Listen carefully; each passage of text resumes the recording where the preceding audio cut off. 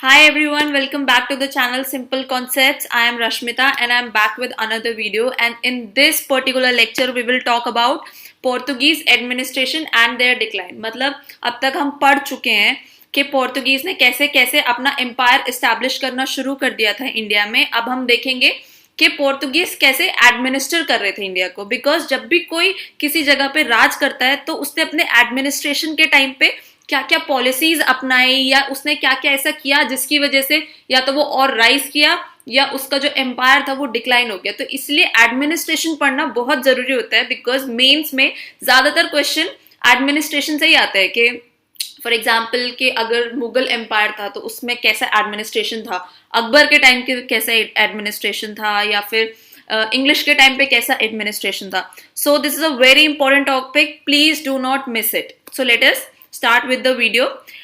Before starting with this, let me tell you one more thing कि हमारे PDF इन सब lectures के आपको हमारे टेलीग्राम ग्रुप पे मिल जाएंगे. उस टेलीग्राम ग्रुप का जो लिंक है वो मैंने डिस्क्रिप्शन में मेंशन किया है. अगर वहां से नहीं मिलता है तो please go on your Telegram app and type Simple Concepts UPSC. You will find the group. Please join it for any PDF or further notes on this topic. So let us get started. So first of all, conditions which helped in expansion of Portuguese within India. ठीक है, तो ये सब conditions उस time पे ऐसे prevailing थी, मतलब इस तरीके से वो एक्चुअली पोर्तुगीज के फेवर में वर्क कर रही थी. ठीक है, तो देखते हैं क्या क्या कंडीशंस थी वो कि जो पोर्तुगीज का जो है वो इंडिया में राइज होता ही चला गया power. In India, northern part was divided among small powers. In Deccan, Bahmani kingdom was breaking into smaller kingdom.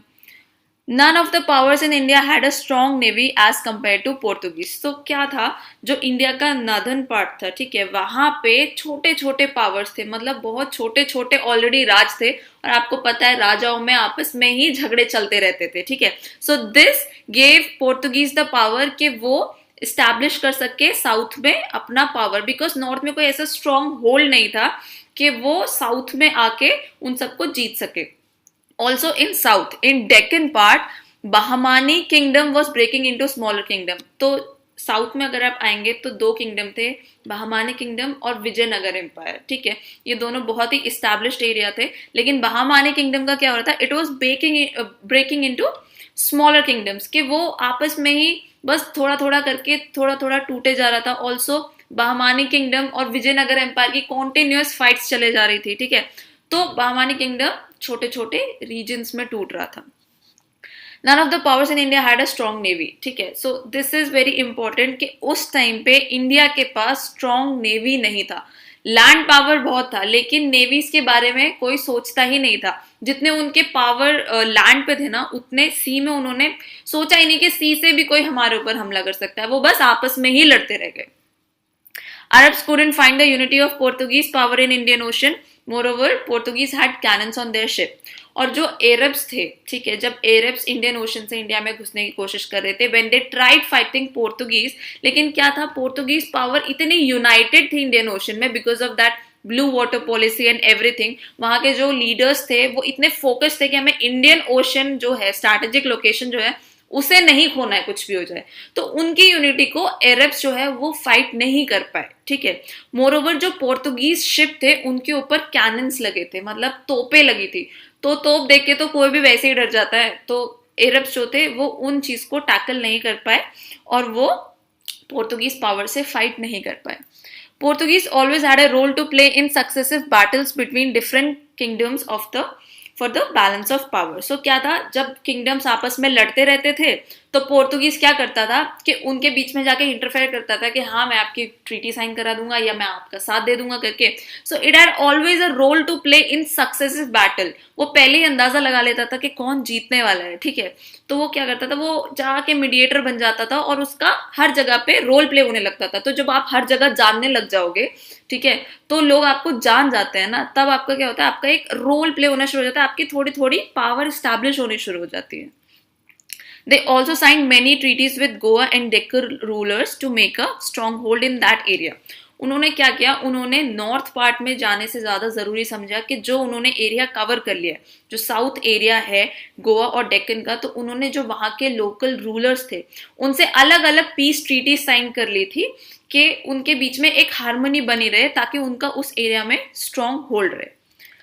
तो इन सब रीजंस की वजह से क्या हुआ कि with in 50 years of arrival of Vasco day gamma they acquired 60 miles around Goa. ठीक है, this was the kind of development they did. ठीक है, विद दोस कंडीशन उन्होंने गोवा के आसपास 60 miles का एरिया जो है वो एक्वायर कर लिया था।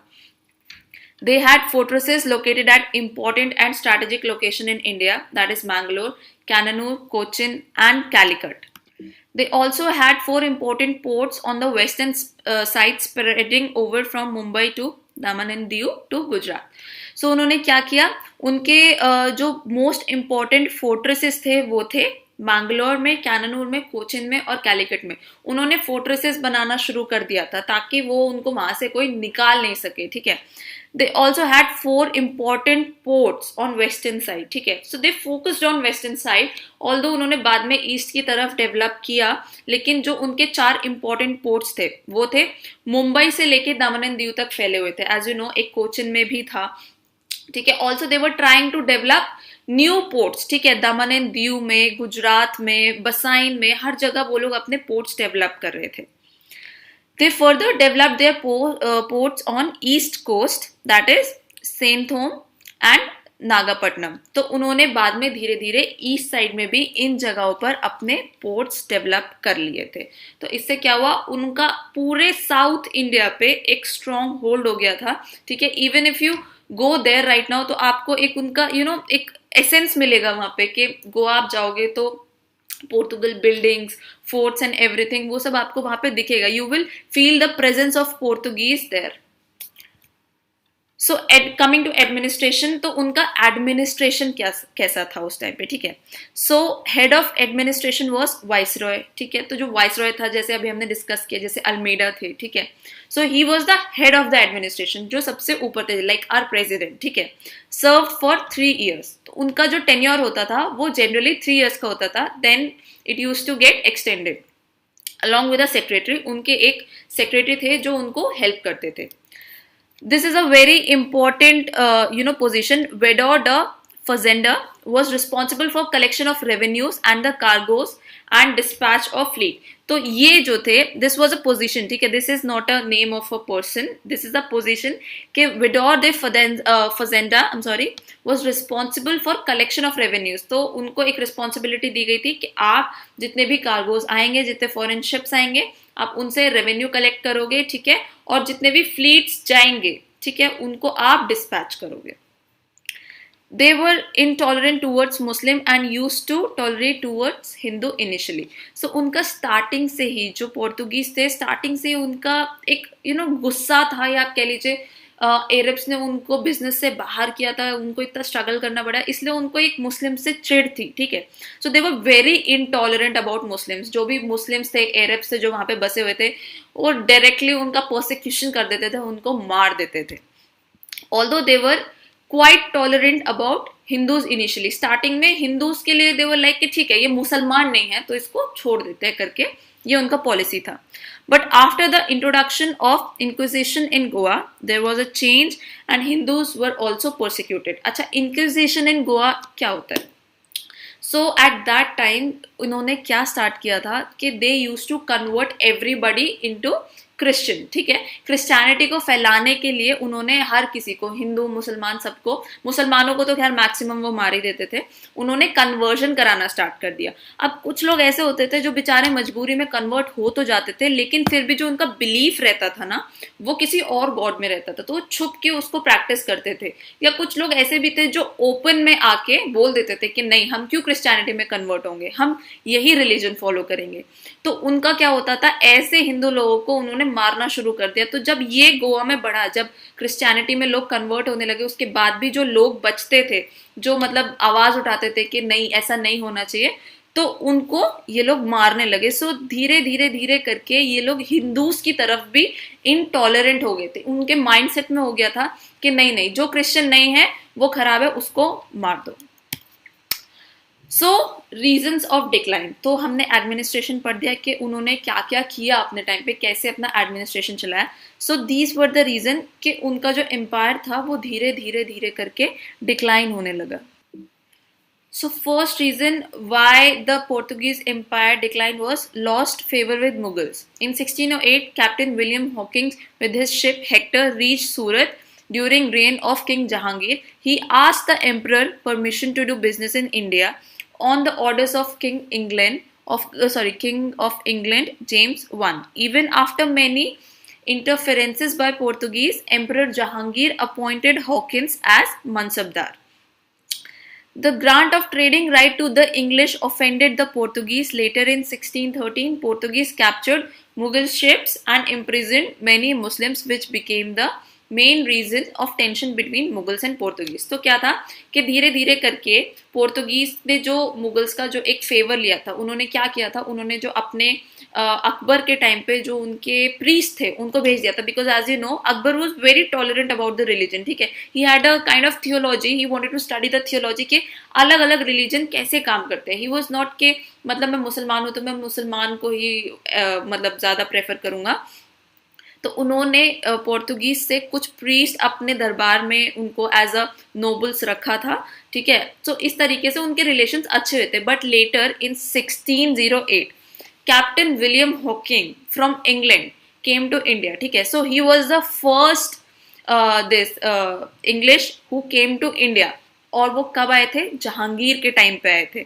और उनके शिप का क्या नाम था? उनके शिप का नाम था Hector and it reached Surat.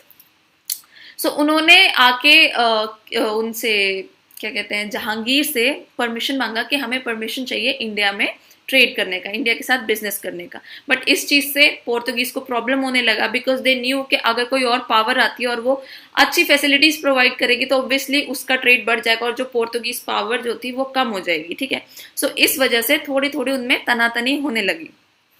Although Portuguese tried their level best कि वो कैप्टन हॉकिंग्स को दरबार में पहुंचने से रोक सके. Later, the Emperor Jahangir appointed Hawkins as Mansabdar. He got very impressed by this Captain Hawkins because Captain Hawkins was a very intelligent man. He know how to talk. तो इसीलिए उन्होंने एम्परर जहांगीर को अपनी बातों से इम्प्रेस कर दिया. उन्होंने उनको मनसबदार रख लिया. इस वजह से क्या हुआ कि पोर्तुगीज बिकेम हॉस्टाइल. ठीक है, उनको चिढ़ हो गई कि ऐसा क्यों हुआ. ठीक है, so in later 1613 Portuguese captured Mughal ship. तो इस चिड़ में उन्होंने 1613 में मुगल शिप्स को पकड़ लिया और उसमें जो जितने भी मुसलमान थे उनको इम्प्रिजन कर लिया, उनको जेल में डाल दिया. ठीक है, so this became the main reason of tension between Mughal and Portuguese. ऐसे करके उन्होंने जो अपना फेवर था मुगल के साथ वो खो दिया था. The second reason was dishonest trade practices. So over the years क्या हुआ था कि Portuguese instead of becoming rulers, ठीक है, कि वो एक अच्छे ट्रेड पॉलिसीज लेके आए, वो धीरे धीरे पायरेट्स बन गए इंडियन ओशन के. ठीक है, वो खुद को डिफेंड नहीं करते थे. वो खुद को डिफेंड करने के साथ जो शिप्स आते थे उनको लूट लेते थे. और उनकी रूडनेस इतनी थी एंड इतना इनअप्रोप्रिएट बिहेवियर था. They started feeling like the king. तो उन्होंने लोकल रूलर्स के साथ इतना बुरी तरीके से बिहेव करना शुरू कर दिया था जिसकी वजह से लोकल रूलर्स के साथ भी उनके रिलेशंस धीरे धीरे खराब होने शुरू हो गए थे. और इंडियन ओशन में तो उन्होंने सबको लूटना शुरू कर दिया था. तो उनकी एक इमेज ही बन गई थी कि ये लुटेरे हैं, ये ट्रेडर्स नहीं है. The third reason was religious practices of Portuguese. As you all know, अभी हमने डिस्कस किया कि गोवा में उन्होंने इंक्विजिशन स्टार्ट कर दिया था, सबको क्रिश्चियनिटी में कन्वर्ट करना शुरू कर दिया था. And they had a hate for Muslims. ठीक है, तो their basic motto was instead of expanding their trade, उन्होंने किस चीज पे फोकस करना ज्यादा शुरू कर दिया था कि हम सबको क्रिश्चियन बना दें. ठीक है, बिकॉज उस टाइम ऐसा कुछ ट्रेंड भी चल रहा था यूरोप में कि दे वर ट्राइंग कि क्रिश्चियनिटी पूरे वर्ल्ड में फैल जाए.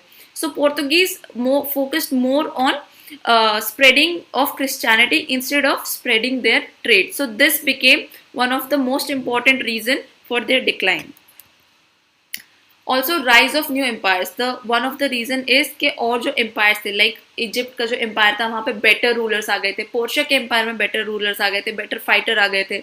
And the rise of Maratha power in India. South में उधर मालाबार कोस्ट के पास राइज ऑफ मराठा पावर हो रही थी. सो इस वजह से पोर्तुगीज का पावर इंडिया में सिंक होना शुरू हो गया था. Also they lost monopoly over sea route. ठीक है, सो ऐसा तो है नहीं कि आपने एक सी रूट ढूंढा और आप उसको सीक्रेट रखो. और जो पावर्स थी, जो यूरोपियन पावर्स थी जैसे इंग्लिश और डच, उनको उनके पास बहुत ज़्यादा रिसोर्सेज थे. मतलब if you compare them to Portuguese तो उनके पास बहुत ज़्यादा रिसोर्सेज थे. ऑल्सो उन्होंने इनिशियली नेविगेशन के बारे में पढ़ना शुरू किया था, लर्न करना शुरू किया था. So they came to know about the route. ठीक है, सबको पता चलना शुरू हो गया था कि this is the route. So they adopted the route. You can not monopolize the route. ठीक है, कब तक आप अपने रूट को प्रोटेक्ट करोगे? So what happened was all the Portuguese possession fell to their rivals. धीरे धीरे करके जितने भी इंग्लिश थे या डच थे वो उस रूट से इंडिया आने लगे, ट्रेड करने लगे. तो उस वजह से जितने भी स्ट्रॉन्ग होल्ड्स थे पोर्तुगीज के वो सब उनके हाथ से जाने लगे. For example Goa lost its important as a port after fall of Vijayanagar empire. जब फॉल ऑफ विजयनगर एम्पायर हुआ तो गोवा का जो स्ट्रैटेजिक लोकेशन था, मतलब जो एक स्ट्रैटेजिक इंपॉर्टेंस था, वो लूज हो गया. Also spice trade came under the control of duchess. तो जब डचेस इंडिया आए उन्होंने ट्रेड करना शुरू किया. दे प्रोवाइडेड बेटर ट्रेड मेजर्स. ठीक है, उनका रूलर्स के साथ बेटर थोड़ा कनेक्शन हो गया क्योंकि पोर्तुगीज का तो खराब हो गया था. तो क्या हुआ, जो स्पाइस ट्रेड था वो डचेस के अंडर आ गया. और भी बहुत ऐसे सीक्वेंस में चीज़ें हुई जिनकी वजह से फॉल ऑफ पोर्तुगीज हुआ. But one thing important to remember here is कि Portuguese were first to come to India and were last to leave India. Although their empire decline in between, but ऐसा नहीं था कि उन्होंने बिल्कुल India छोड़ दिया था. लाइक अंग्रेजों ने बिल्कुल इंडिया छोड़ दिया था एक टाइम पे. ठीक है, वो रहे, वो इंग्लिश के टाइम पे भी रहे, बस उनके कुछ कुछ एरियाज से मेन इंपॉर्टेंट वो वहीं से ट्रेड करने लगे थे. Okay, so with this we come to an end of advents of Portuguese. Basically Portuguese, अभी हमें डच पढ़ना है, अभी हमें इंग्लिश भी पढ़ना है, बहुत कुछ पढ़ना बाकी है. We have just done with the Portuguese part. So from next lecture onwards, we will study about how Dutches came to India and what were the administrative policies that they adopted. So I hope you all have liked the video. I will be conducting a quiz on our Telegram group. So please join it if you want to know कि हम इसमें से क्या क्या question आते हैं या previous year में क्या क्या क्वेश्चंस आए थे. ठीक है, so till then take care and bye bye.